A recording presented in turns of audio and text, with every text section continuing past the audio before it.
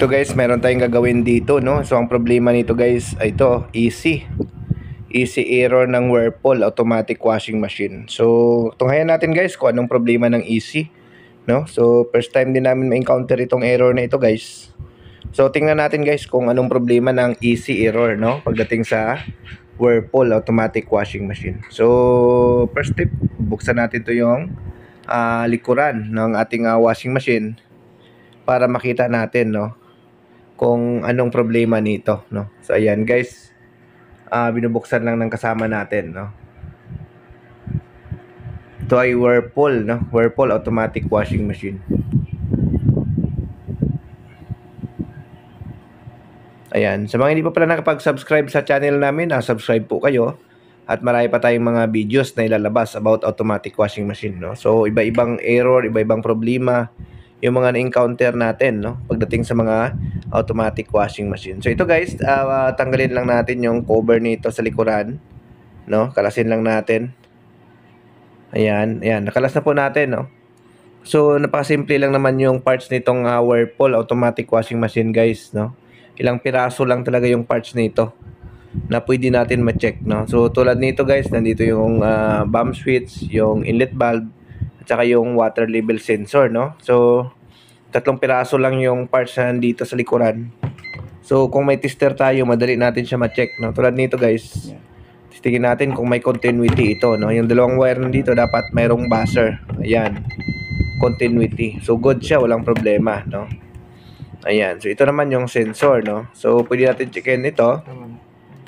Then i-check din muna natin itong inlet valve. Tingnan natin yung reading, no. Ang inlet valve ay 4.6. So good pa, no. So ibig sabihin walang problema yung inlet valve. So itong sensor, checkin natin. Ito yung next natin check na. So make sure guys na yung tester natin ay tama mag-reading, no, kapag nag-check tayo ng mga sensor. Kasi kahit kami guys, yung tester namin minsan nagluloko rin, no. So ayan, checkin muna natin yung resistance nito, kung good pa ba yung resistance ng sensor na ito, no.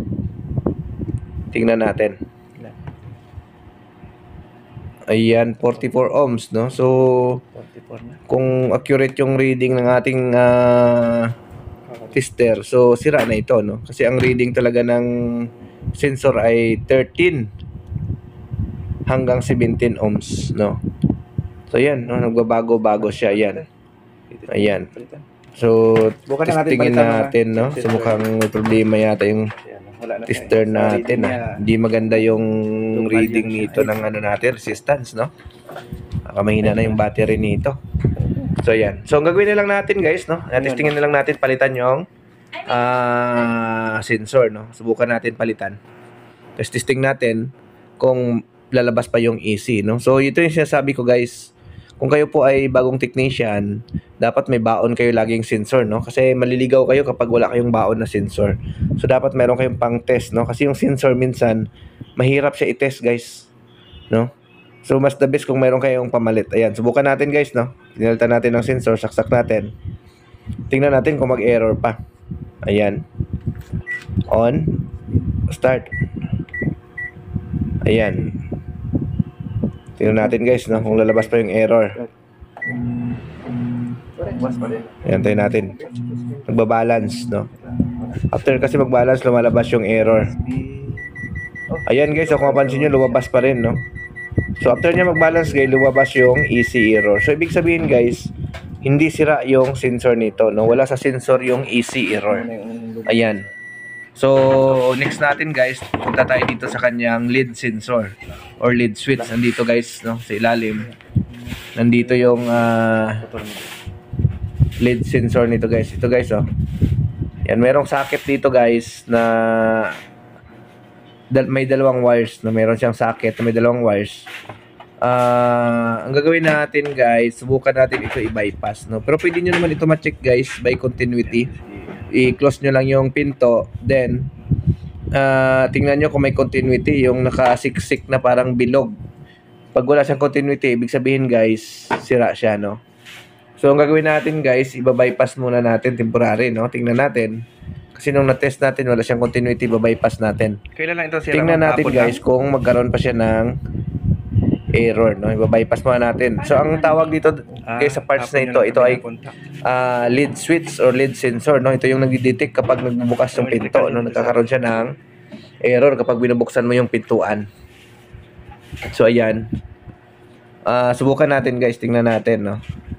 Lalagyan natin lang ng electrical tape, no? So dalawang wire niyan guys, dinugtong lang natin, no? Kinat natin, din dinugtong natin yung dalawang wire, no? Para yung service center ma-bypass lang, para makita na kung ito ang nagko-cause ng problema, no? So ganoon po guys sa washing machine, no? Sa troubleshooting ng washing machine, hindi yung basta-basta lang, no? Kailangan talaga step by step yung pag-troubleshoot natin, no? Para makuha natin ang problema. Kasi kung hindi natin tiyagain ito, maaaring mag-come up kaagad tayo na palit board, no? So dapat step by step muna yung diagnosis natin para makita natin yung problema talaga, no? So ayan.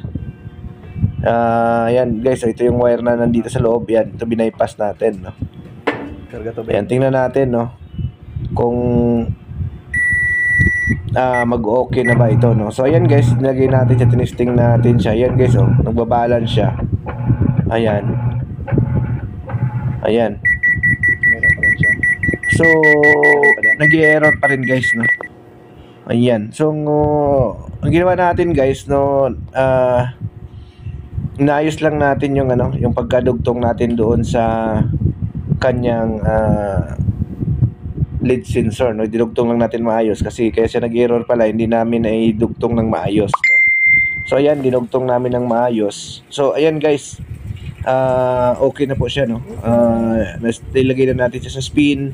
Tapos ito naman ngayon sa wash, no? Nagkarga siya ng tubig, no? Tsaka testing na namin. Ayan. So hindi na lumabas yung error guys. So ang naging problema pala guys ng easy error, yung kanyang lead sensor, no? Yung lead sensor, so binaypass lang natin. Then ang isa pa guys, titingnan nyo rin yung mga socket, no? Yung socket ng board, bubunutin nyo pang titingnan nyo, baka may lumuwag, no? Isa din yan kasi sa nagkukos ng easy error guys, no? So yung mga socket na minsan naglo-lose connection, nagkakaroon siya ng error, no? So ayan guys, oh, nagwawas na po ito guys. Ayan, so wala na siyang error, no? So buti na lang, yun lang ang problema nito, no? Yung kanyang lead sensor, binaypass lang natin. Then yung mga socket niya guys, pinahigpitan lang natin, no? Para hindi na siya magkaroon ng error, no? So ayan. So ngayon guys, may tunan tayo na ang easy error ay nasa lead sensor at saka doon sa mga socket na naglulos, no? So yun po ang chichikin nyo, no? So hindi siya sensor ang problema, hindi yung water level. Okay guys, thank you. Bye-bye.